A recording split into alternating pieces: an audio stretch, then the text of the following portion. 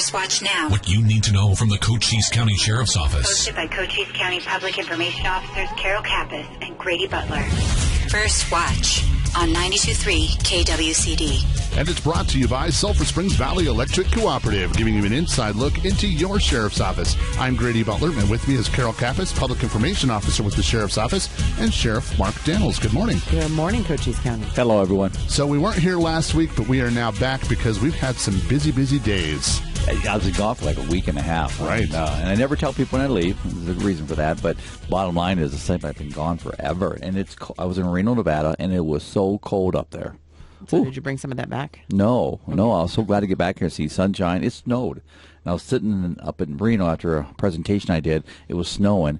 And I'm going, why am I here? Trust me, I almost turned around and just drove back home. So, and let me say it, $5 a gallon. It's an expensive little ride up there. So what were you doing, the first part of it, cattle growers meeting? No, actually, I spoke to the Western Livestock Officers Association conference. So they look just like sheriffs. I walked in, I go, wow, you guys look just like sheriffs. But the cowboy hats and the cowboy boots. But spoke to them regards to border operations and what's going on our southern border. And I spoke on behalf of sheriffs for that. So it was a nice conference, very nice people. And but they meet a week before the Sheriff's Association. We had our Western Sheriff's Association meeting a few days later, so I just stayed up there for that. And so what were some of the things that you and Commander Bradshaw did at the Western State Sheriff's Association meeting? Well, I chair the Border Security Committee for Western States, and so sheriffs came together for the meeting, along with we had the sector chiefs from Border Patrol along the southwest border come in and address the sheriffs, what's going on, what their struggles are. We had ICE there. ICE came in and spoke about their issues, their challenges, and kind of just a round table. And then as sheriffs, we talk about public land issues, border issues, of course, like I just spoke about, and of course elections for the next year. And it was a very good conference. And this represents 17 states west of the Mississippi. So it's a good group of sheriffs. And you are now Sergeant at Arms. Yes, by process of elimination, which means nobody else ran. There actually was another sheriff that ran, but bottom line is, yeah, it was. They asked me if I was nominated, and so I'm very humbled. I really am. Anytime you can serve with your colleagues, your fellow sheriffs, it was an honor. So, and I spoke. We also at this event we had it's an educational academy by sheriffs. So I was one of the 2-hour presenters on that, too, the last day, which was Thursday. So I had to stay all the way till Thursday. Otherwise, I'd been back by Tuesday. But either way, it was a great conference, but it was nice coming home. Very nice. I got home Friday. What is Sergeant at Arms, and what are you responsible for? Order of the meetings. Keeping order of the meetings, what it means. But the way they do that, there's Sergeant of Arms, Secretary, Vice President, President. So if everything stays in track, in 4 years, I'd be the President of Western Sheriffs on that. So we'll see how that goes. And then also, we just got funding from Senator Kelly. We did. I got notified here a few weeks ago from Senator Kelly's office. And him and I have spoke several times. This was some money we asked the federal government for probably about a year ago, 8 months ago. And this was to enhance search and rescue. They're a very, very busy team out there right now. Enhance their safety equipment, their radios, their communications. We also asked for some aerial support for our border teams, which is drones. And last but not least, we asked for a new transport vehicle for our jail. They're over $100,000 to transport vehicles. They're not just like a normal van. So almost a year later now, we got the notification that the federal government awarded that money. It's like $250,000 to Cochise County. So we're excited about it. And I sent Senator Kelly a thank you. We appreciate that. And so I just got a email yesterday, so we'll be filing the final paperwork to get that money transferred to Cochise County. So yeah, thank you, Senator Kelly. And Search and Rescue's been busy. So they're every single day. So they have training all the time. They have their canines. On the 16th, they started out with Douglas Patrol assisting Border Road. They had a rescue mission in Huachuca Mountains at Lutz Canyon. They were activated for a woman falling off a horse in Huachuca City. They have air support that help out all the time. Border Patrols who they contacted on this particular one, Fry Medics, transporting people to the hospital from the Flying V. So we really want to make sure we highlight that this group of people, they're everywhere. They are busy constantly, and they're reaching out to other law enforcement, public safety partners to help along the way.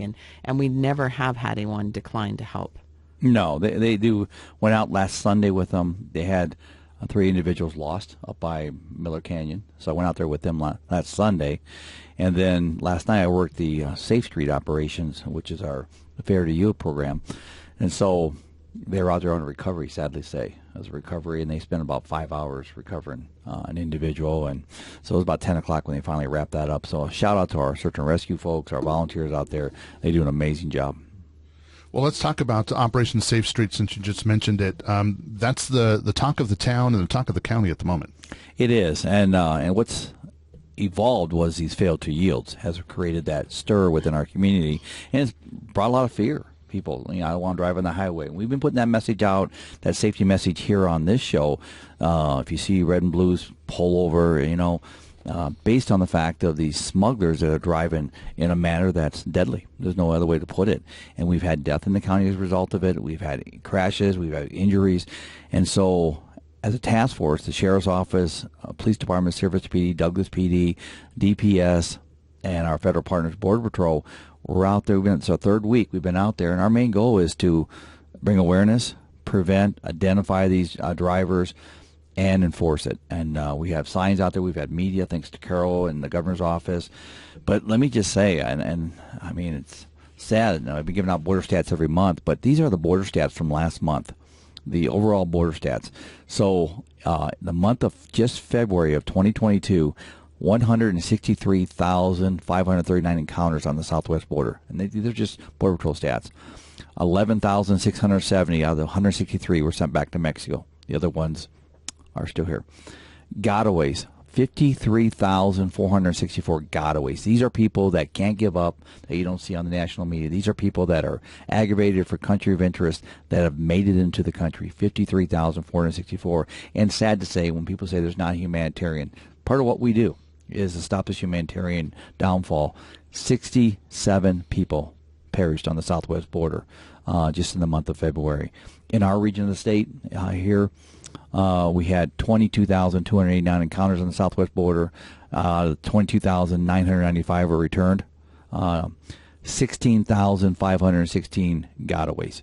This is why we're doing what we're doing right now. These are the people that are being picked up by folks out of Phoenix and other places that come down here for $1,000 a person and to pick them up. So it's very lucrative to these, let me just say it out there, these criminals. They drive like heck.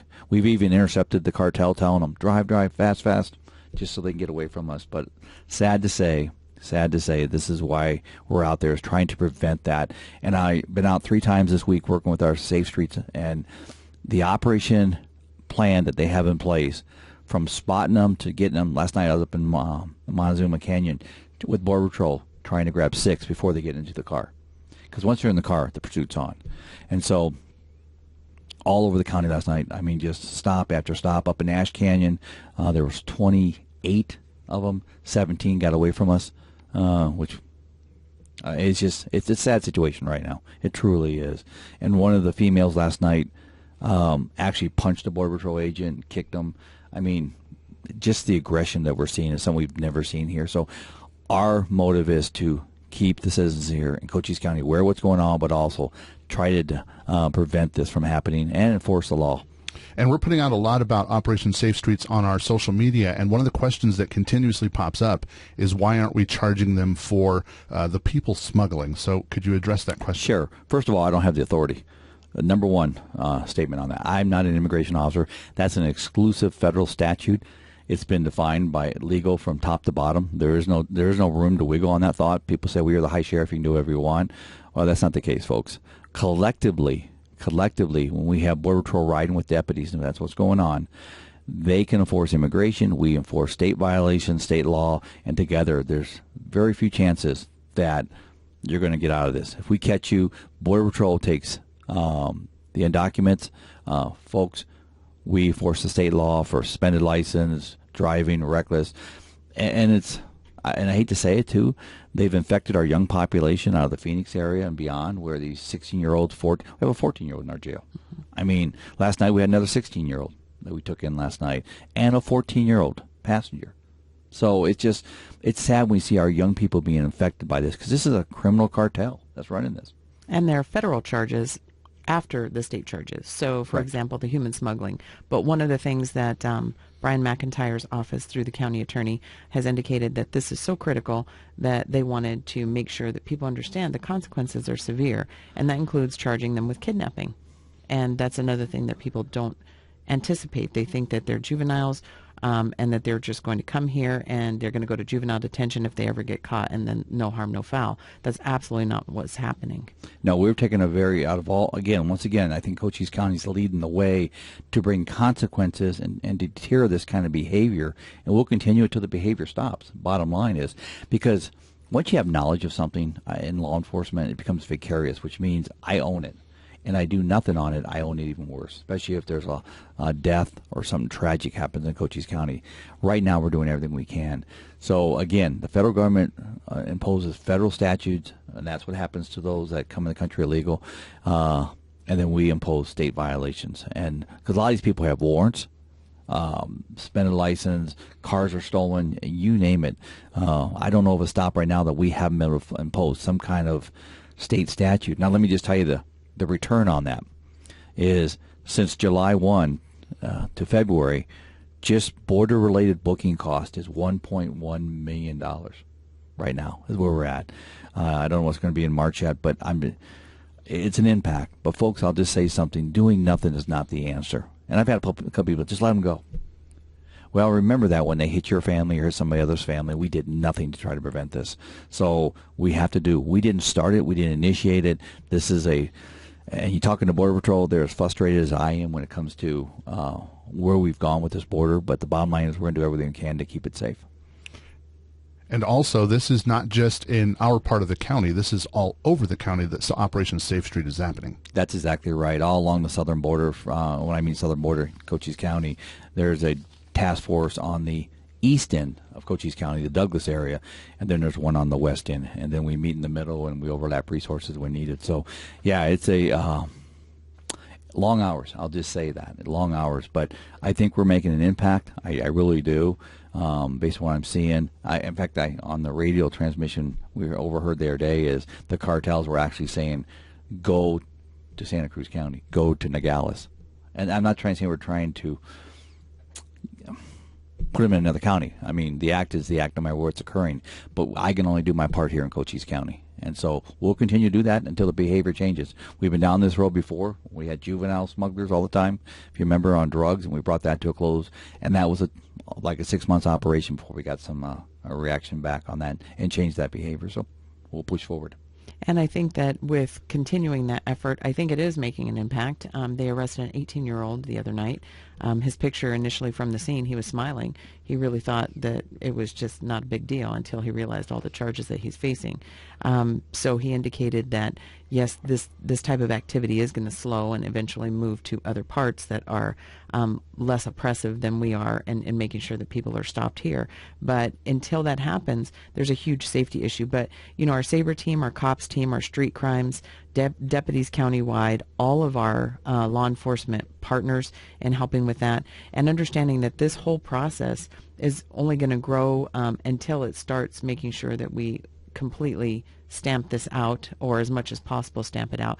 And what people may not realize is there's also, with the Department of Public Safety working with us and other partners, we have technology at our fingertips. So license plate readers, we're going to know when people are coming south from Phoenix or Tucson or out of the county. We're going to be able to track them, going back north. We're going to be able to tell where they're at. And a unique part of this particular operation is they have, in fact, even if someone gets away, they've been able to track them back to their home and already arrested people and brought them back to Cochise County for serving, for being prosecuted for these particular crimes. That's a good point. There's 2 points on that. Being number one is just because they get away, depending on the circumstances and the merit of the pursuit, is we're tracking that vehicle all the way back to Phoenix or wherever it needs to go. So let's just not stop it in Cochise County. And Brian McIntyre has helped us follow through with those prosecutions. The other thing we're doing is, which is very, very unique, is through social media is how these recruitments happen for these young people and these other criminals. So what we're doing is we're actually working with the Attorney General's office to get an injunction against these ads for this recruitment, to come down here and smuggle. So we're working on that. I just read a report on that the other day. Again, we're trying every angle, from awareness to prevention to, of course, the enforcement and the identification of these people that are setting up these smugglers. Well, we've got Adam Curtis coming in the show a little bit later from the city of Sierra Vista to talk about the big bike event that's coming to the area. But let's talk about the law enforcement side of that first. Well, first of all, shout out to our Sheriff's Assist team. They'll be providing security for the next 3 days. There's 700 bikes coming to Cochise County to enjoy our county, to enjoy our communities. I think it's a great thing. I know some people aren't happy with it. We've always been a bike-friendly community. I think we need to keep that in mind. But number two, more important, is there are certain precautions we're doing. And on Sunday, for a few hours, we're going to shut down Charleston Road. That was a decision by the Cochise County Highway Department, mainly because it's a very dangerous road anyway. And then you put 700 bikes on there. It's very hard for us to keep them safe. So we'll have sheriff's assist teams and deputies on both ends just to keep the traffic off that road. But I told a citizen this other day that was upset that we were doing this. I said, if you have an emergency, we can get you through. We can get you through. I mean, this is not black and white. We're very flexible on what needs to be done. So, but again, they're going to be stopping, eating lunch in Tombstone. A lot of them be staying at Sierra Vista and beyond. I just think it's a great event to promote our community once again. And I apologize to anybody out there if there's going to be some delays, but I still say it's a good community event. It is. It adds to a lot of availability that Cochise County has to promote these types of events, and it helps our economy. It helps, just get people out there and to enjoy what we have to offer from Cochise County's standpoint. Last night I was in Montezuma when the Buena High School bicycle team. We have a bicycle team at Buena High School. They do very well. I mean, they do very well at state, and what a better thing for these kids to see these bikes come in here. A lot of them are very good. I mean, these are professional teams coming here to run around Cochise County on the bikes and enjoy it.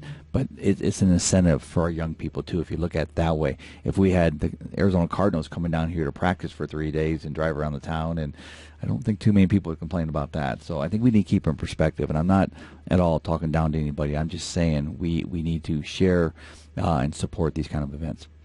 Some of the other things that we have going on in the county that we've got a lot of feedback on are dog packs and a predator in Hereford. But the dog packs are all over Cochise County, and people are concerned about that. And they should be. It's difficult to walk your animal, whatever it may be, in an area where you think that you're going to be attacked by one or more dogs.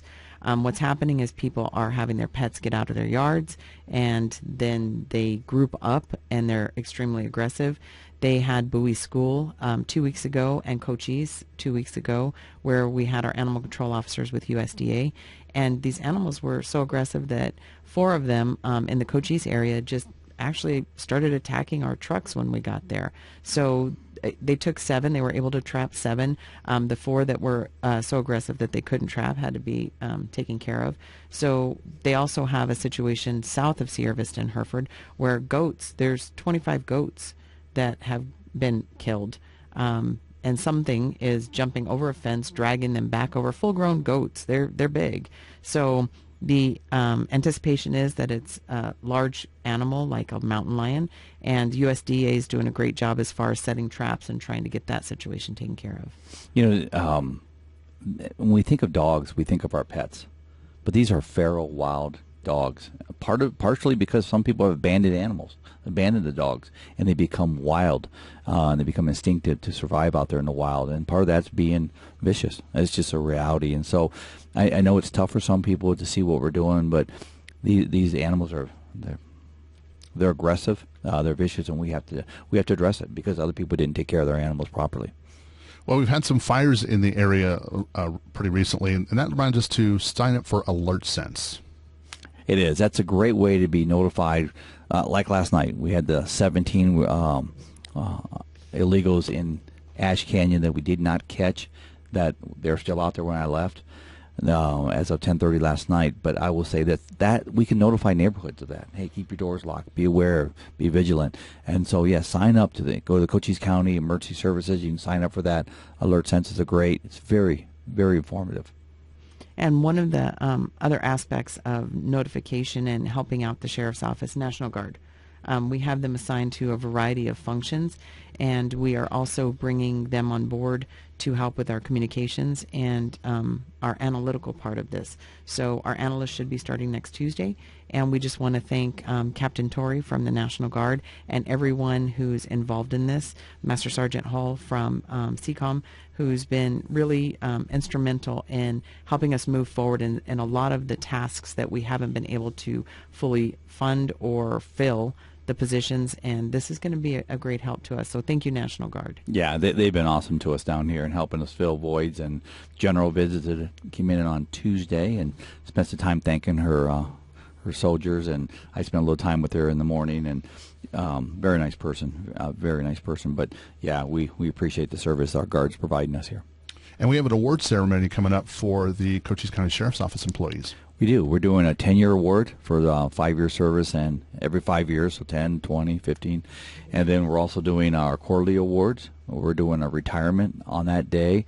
We're doing some life-saving awards that day, so it's a little bit of everything, and that's going to be on April 12th. We're doing that, so we're pretty excited. That anytime you can recognize your employees, there's something special about that. I mean, there's so many challenges in our profession right now, but to be able to say thank you for your service, thank you for your loyalty to Cochise County Sheriff's Office and Cochise County and the citizens, it's remarkable. And I just got to say, I mean, the men and women that work at the Sheriff's Office, right now we're 100% full. We have no vacancies, and in our patrol side of it. Now And you've done it. What's that? Now you've done it. I'm hitting on wood here. I'm knocking over my head. But the bottom line is we have, and part of that goes back to our homegrown marketing and recruitment plan. We hire people that graduate from high schools here in Cochise County, send them to our own academy here, thanks to the college, and it's worked out really, really well. So now we got an awesome team out there working. And one of the things that you also do for community outreach, and that you're doing today, is you have a ride-along, and then you also have another event coming on the 23rd with Emily. So tell us a little bit about what we're doing here. Well, first of all, let's talk about Emily next Wednesday. She's a student at Joyce Clark Middle School, and they did a program, an essay, and she won. So she gets to spend some time with me. So I'm going to pick her up next Wednesday. Carol, you're going to be going with us, and our patrol commander, Bob Watkins. So we're going to pick her up at Joyce Clark Middle School on Wednesday around 10 o'clock, and we're going to take her out, and we're going to have some fun. And we're going to McDonald's. I'm just going to say that. McDonald's, we're coming. I'm going to bring Emily over there. I'm going to buy her lunch over there. But it is exciting. And what I was told by the school staff last week is she's pretty excited to go with us. She's never been in a police car before, or in this case, sheriff's car. So we're excited to pick her up and take her out for a couple hours. And you have a ride-along today as well. I do. And this is Leah Reeder. And you probably, I know that name. Well, Leah's a realtor at Long Realty. And during, I think it was Dancing with the Stars, Leah bought me for spend a day. It sounds so weird when I say that, doesn't it? Just like you bought me. But it's a charity event to spend a day with the sheriff. So Leah spent the day with me, and I picked her up at 6:45, and away we go. And we done here, we get stopped, we get our Polar Pop. So she's going to spend the day. We're going to go to the office, go in the jail. Not that we're going to put you in jail, Leah. Don't tell your husband you're coming home tonight. And then we're going to go out and just work the road today together. So, Leah, welcome to the show. Thank you. Good morning. Are you excited to ride along with the sheriff? I am. It was a pretty exciting auction. It was. And I think we went, what, 2,000-3,000 on this one? Oh, yeah, it was up there. We don't have to reiterate the number. No, this is good. For those that want to compete next time, we're putting that value up there. Oh, yeah, we were well above 3,000. Yes, but what's great about it is it goes to a great cause. I mean, the funds go to Real Wishes, I believe this one. It does.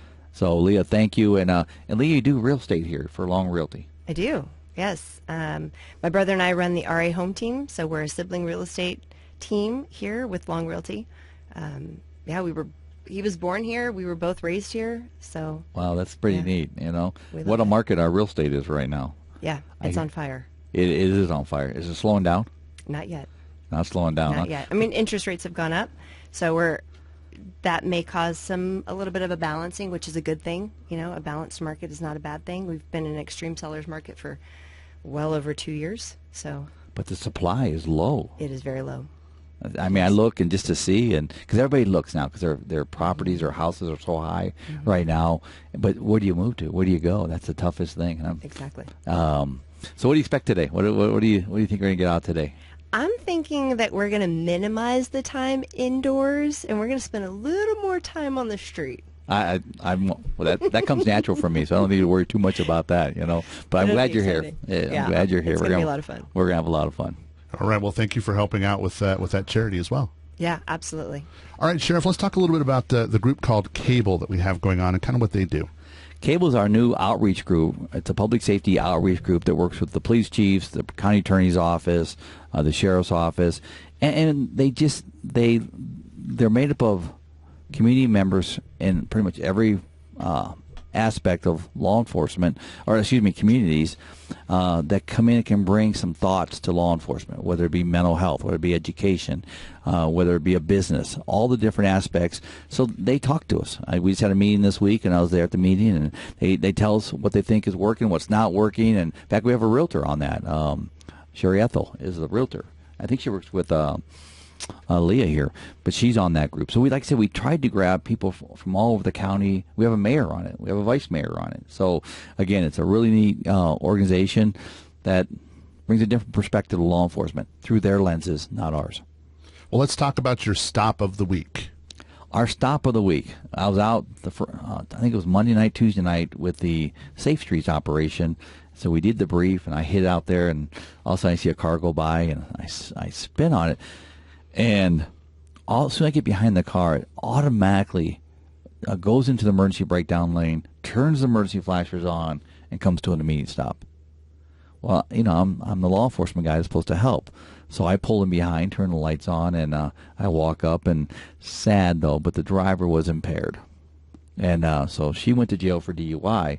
And the team was like, Sheriff, we're out here looking for fair to yields and smuggler drivers, not DUIs. I said, welcome to my world. Welcome to my world. So sad to say she was driving impaired, and that's my safety message. Folks, last night we were out. We had our DUI task force out last night. So we had the Safe Street operation out last night. We had the DUI task force out last night. If you drove drunk last night, I haven't seen the stats last night, or drove impaired last night, shame on you. There was so much law enforcement out last night, which, listen, with what's going on our highways and our communities right now, it's nice to see all that presence, and it was great last night. Well, Sheriff Mark Daniels, we thank you for coming and talking to us today. Thank you, Gray. Thank you, Carol. Thanks, everybody. It's nice to be home. I'll just say that. I'll see you next Friday. And, Carol, who do we have coming in next? We have Sulphur Springs Valley Electric Cooperative, Eric Peterman, guru of all things. Alumni of this radio station. Alumni of the radio station.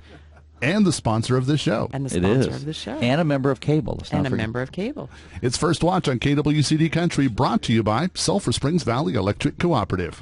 It's First Watch Now. Hosted by Public Information Officer Carol Kappas and Grady Butler. On 92.3 KWCD. And it's brought to you by Sulphur Springs Valley Electric Cooperative, giving you an inside look into your sheriff's office. I'm Grady Butler, and with me is Carol Kappas, Public Information Officer with the Sheriff's Office, and our next guest. Welcome back, Cochise County, and thank you so much for being here, Eric Peterman. My pleasure. And thank you for actually having Sulphur Springs Valley Electric Cooperative be a sponsor for this show. We would not be able to do it without you. Well, it's an important information source. Yes, and the fact that you guys sponsor this show, and you purchase it for a year at a time, right? And so every January we get the notice that SSVEC has sponsored the show again, which keeps this information show on the air. So it's a special thank you to SSVEC. Yeah, well, that's our role in the community. We're guided by what are called there are 7 principles to running a cooperative. Membership, the membership owns the cooperative, and we follow those 7 principles, and one of them is supporting the community. So, and you guys do a lot of support for the community. You guys just finished the Yes Fair, didn't you? We did. We had a successful Yes Fair. It was the first time in 3 years, actually, that we've been able to get back together again. And the kids had their projects, and we have kids from 5th through high school, and the top contestants in it, we pay for an all-expense-paid trip to the International Science Fair, which this year's in May in Atlanta, Georgia. And in the past, you guys have sent high school students from our area to Washington, D.C. Is that going to be beginning again? It is. That'll be in June. We actually hold qualifying for that beginning late in the year, usually around October, November. And then this year I think we're sending 19 kids. Wow. No, 16 kids. I'm sorry, 16 kids.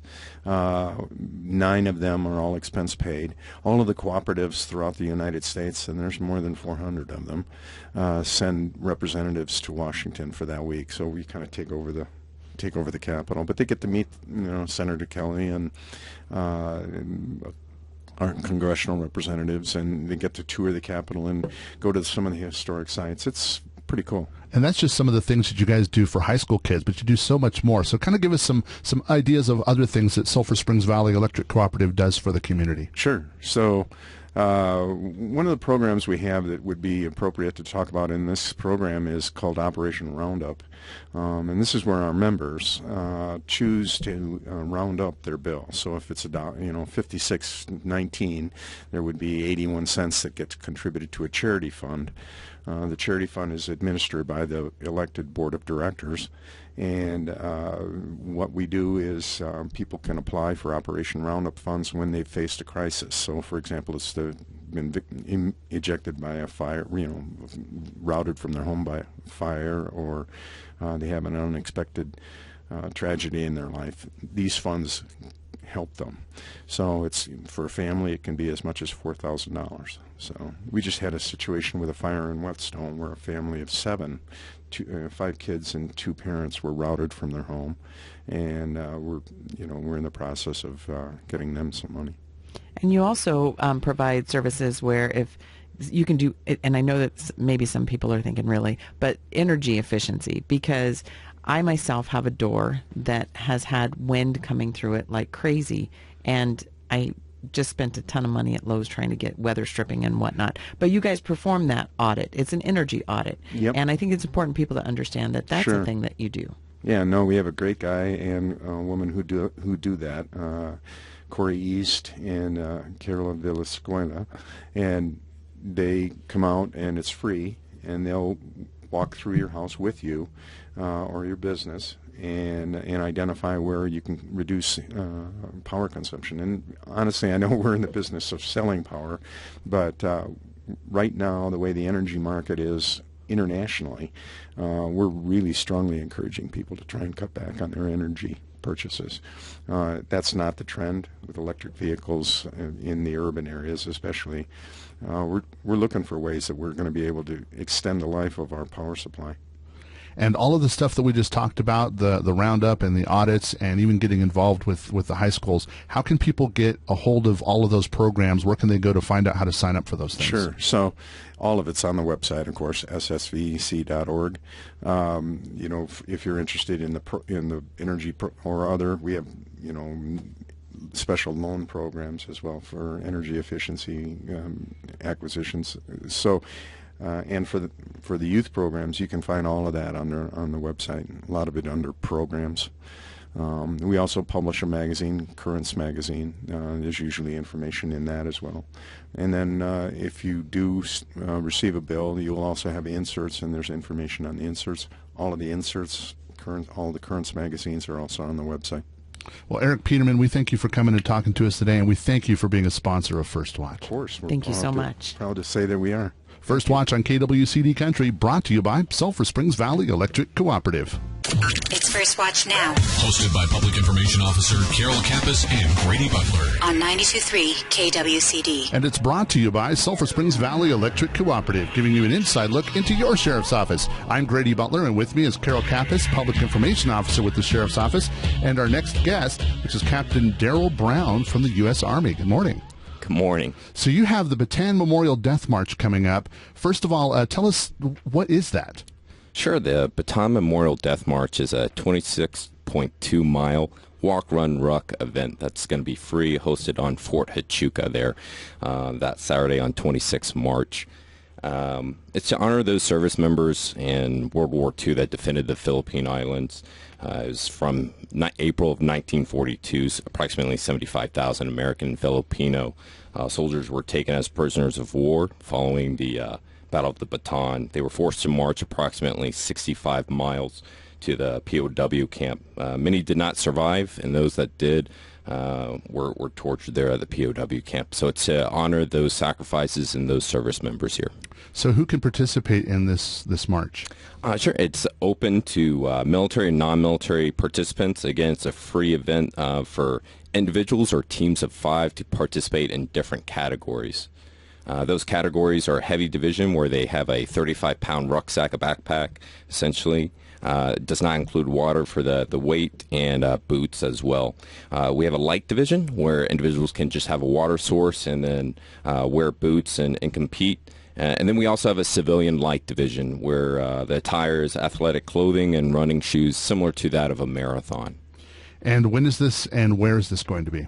Sure. The event will be Saturday, 26 March. We have the opening ceremony starting at 06:30, where we'll have a Batan survivor over 100 years old be speaking at the event.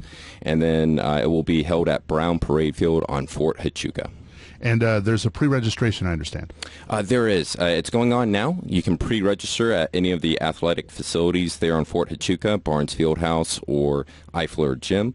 We also offer same-day registration there. Just arrive before 06:30 for that. And are you still looking for volunteers for this event? Actually, we're pretty good on volunteers, so we're looking for participants here, again, military or non-military. So again, get in that pre-registration. This is a week away, so you have time to sign up for that. So tell us how to pre-register and give us the dates and times one more time. Sure. For pre-registration, we'll be in person at Barnes Fieldhouse or Eifler Gym, located on Fort Huachuca.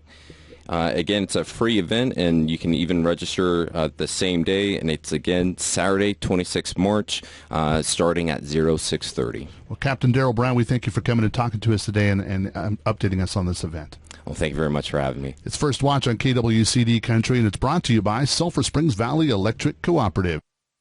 Cloudy Saturday night with overnight lows around 47. For your Sunday, a 20% chance of afternoon showers, breezy at times, and highs near 68. A chance of late night showers for your Sunday night under mostly cloudy skies with overnight lows around 38. It's First Watch Now. Hosted by Public Information Officer Carol Kappas and Grady Butler. On 92.3 KWCD. And it's brought to you by Sulphur Springs Valley Electric Cooperative, giving you an inside look into your sheriff's office. I'm Grady Butler. With me is Carol Kappas, Public Information Officer with the Sheriff's Office, and our next guest. Hey, Cochise County, we have Adam Curtis, City of Sierra Vista, and again, all things Sierra Vista you do. So thank you so much for being here and wanting to talk about all of the wonderful and amazing things you have. Let's start with the West End really quickly, though. Who hasn't been to the West End to see some of the modifications? And I know that you've had some mock-up drawings of what it's going to look like ultimately, but so far it's looking pretty good. Yeah, so the current stage of the streetscape project is along Fry Boulevard, out between Garden Avenue and Carmichael Avenue, and it's wrapping up this month, so it's looking much, much better now. The benches and seating areas are looking really nice. The trees are in. I'm not sure if, I haven't been out there this week, so I'm not sure if the smaller plantings are getting in yet, but that's kind of one of the last steps. And then we'll do striping on the roads, make the road look really nice. And I think we have the logo out on the Garden Avenue intersection, too. I was out driving by that when they were putting it in last week, and that's looking really nice, too. But the next phase, just so people know, is that will actually extend up North Garden Avenue. So we're designing that this year, and then we'll construct next year. But for folks looking to check out the West End and see what all the news is about, on April 30th, we're hosting an event called West Fest from 3 to 9 p.m. There'll be a bunch of family-friendly activities from 3 to 6, and then a street dance with live music from 6 to 9. And it's just a great chance to see the streetscape in person, actually get to go out in the street, kind of like the old West End Fair. We have more than 35 West End businesses that have committed to participate too, so you get to see all those good local businesses that really kind of make this area shine, and those are the businesses that we need to be successful and, give the community the character in that part of town. And there's something going to 5th Street. Is that a second phase, or is that just going to be ultimately a planned event? I mean, a project? So yeah, the next phase is Garden Avenue. After Garden Avenue, we will then continue down Fry Boulevard east. Okay. Currently, the redevelopment area has been expanded west of 5th Street. So the streetscape will actually ultimately not only go to 5th Street, but then to 7th Street. These are future phases. It takes a lot of time to do this stuff, and you need to find funding and figure out how it'll all work together. But we have other plans going on in the West End, too. There'll just be a lot of activity out there for the next few years at least. And speaking of activity, we've got like 700 bike riders coming to the area. Yeah, so current registration numbers are showing almost 700, and we are so excited to host them in Sierra Vista. The base camp will be over in Veterans Memorial Park. They will enjoy daily rides Friday, March 25th through Sunday, March 27th. So community members do need to know that you should expect to see some cyclists out and about that weekend. On that Friday, March 25th, they'll be in Sierra Vista. So they'll be heading south down to Ramsey Canyon Preserve and then north kind of up around the college area and looping back into the park. On Saturday, they'll be heading to Bisbee, so they'll actually make a loop kind of using the highways. So definitely be mindful if you're traveling on either highway between Bisbee on Saturday, March 26th. Expect to see some cyclists out there. They'll be doing, again, a loop that involves Highway 92 and Highway 90. But we're really excited to get them to experience the neighboring communities and kind of see our whole area. A lot of these folks are from out of town and out of state. People are coming from, I think, 34 different states and Canada. So it's a really good opportunity to showcase our area and kind of what makes it such a great place for outdoor recreation. But yeah, the big closure is on Sunday, and that's on March 27th.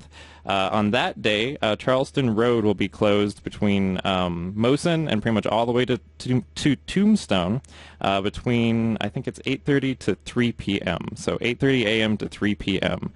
So emergency access will be maintained the whole time, so ambulances can use the road and residents in the area can also use the road. But if you are through traffic, if you're trying to travel along that as your kind of commuting corridor, plan an alternate route that day. That is kind of a narrow, windy road, and we want to make it as safe as possible for the cyclists out there. But the other thing that's happening is on Friday and Saturday night, so that's March 25th and 26th, there's a festival open to the general public, free admission, in Veterans Memorial Park from 4 to 10 p.m. It'll have like a wine and beer garden, live music. You can see the entertainment schedule on the website, eltordezona.org. And come on out, welcome these cyclists to our community and kind of enjoy a good time in the park as well. And what a great economic impact for our area. Yeah, absolutely. So this is hosted by Perimeter Cycling. They're the folks that do El Tour de Tucson. So they host big cycling events. And this is really a kind of a casual, fun, vacation-style event. So these folks are just looking to have a good time and explore someplace new. It's a great opportunity to showcase our community in our area. And a lot of people will be coming into town, a day or two early as well. So those Wednesday and Thursday nights, we've been communicating with the local restaurants, not only in Sierra Vista and Bisbee, particularly the ones within about a mile and a half of Veterans Memorial Park, because we're expecting them to get a little bit of extra traffic those nights. But yeah, it'll be a great sales tax little bump for us, and hopefully we can continue hosting this event for years to come. And it's just kind of a really nice gap in our event schedule and bring a lot of activity to our area. And coming up soon, it's Easter, and I know the city always has an Easter event. What do you got coming up? Yeah, so our Easter extravaganza will be a little different this year. It's actually kind of going back to its roots. Folks will remember it being in the mall at Sierra Vista, but we're actually bringing it back to Veterans Memorial Park. So that'll be on Saturday, April 9th from 9 a.m. to 11 a.m. And we'll have a variety of egg hunts for kids 10 and under and other activities for the kids. So it's a great way to celebrate the holiday, and it'll be nice to be out in the grass and in the shade and the trees and stuff. It's nice to have egg hunts in that environment. The mall is a great host, though, as well. But yeah, that'll be kind of a fun return to the old style of that event. So again, that's Saturday, April 9th in the morning, 9 to 11. And do you have anything else you want to coming up on the horizon you want to mention? Yes. So in the theme of fun outdoor activities, we have our 5th annual Sky Island Summit Challenge. And, I mean, fun if you're into that kind of thing. It's torturing your body. Yeah. You can challenge 1, 2, or 3 peaks in the Huachuca Mountains. They are strenuous, long hikes. But they are a lot of fun if you like it. I'm amazed by the athletes and the people that can do it so fast, actually, because I get to take photos up there, and it's just mind-boggling sometimes how fast some of these folks are. But that will be happening on Saturday, May 28th, in coordination with our Wine, Beer, and Spirits Festival. And you can get tickets, or you can sign up for the Sky Island Summit Challenge on active.com. So just go to active.com and then search for Sky Island Summit Challenge. And it's a great time to register. We're capped at 250. We'll get a lot of registrations in the next month or two, and it's a good time to register, look forward to it, and start training. Yeah, and make sure that you do the wine beer part of it after that, because otherwise our search and rescue will be up there helping out. Yeah, it is designed so hopefully you have enough time to do that. If you do the one peak, you probably will. It depends on your fitness level. It'd be tough for me to get up and down and still want to go to the wine festival, but it is a lot of fun, and both events are really awesome. The tickets for the Wine, Beer, and Spirits Festival are on Eventbrite. You can go to, I think it's eventbrite.com, and again, just search for Sierra Vista or the Wine, Beer, and Spirits Festival will pop up. It's $5 cheaper if you buy them in advance. And we're actually going to do, I believe, beer by the flight and spirit tastings this year, in addition to the wine tastings and beer by the glass and stuff. So it'll be a great event as usual, live music, tastings. It'll be in kind of similar to last year in the front area of the park, which worked out really well. So we're really looking forward to that too. There's also information on Facebook and the city website and all that kind of stuff as well. Well, Adam Curtis, we thank you for coming and talking to us and catching us up on everything Sierra Vista. Yeah, it's always a pleasure. Thanks for having me. And Carol, how do they get a hold of us at the Cochise County Sheriff's Office? So reach out and touch us at cochise.az.gov/sheriff. Give us a call at 520-432-9500, or look at our Facebook, Cochise County Sheriff's Office, Sheriff Mark J. Daniels. We look forward to hearing from you. First Watch on KWCD Country, brought to you by Sulphur Springs Valley Electric Cooperative. You've been listening to First Watch with the Cochise County Sheriff's Office. Hosted by Cochise County Public Information Officers Carol Kappas and Grady Butler. Join us again next Friday morning, 7 to 8 a.m. First Watch. What you need to know from the Cochise County Sheriff's Office. Only on 92.3 KWCD.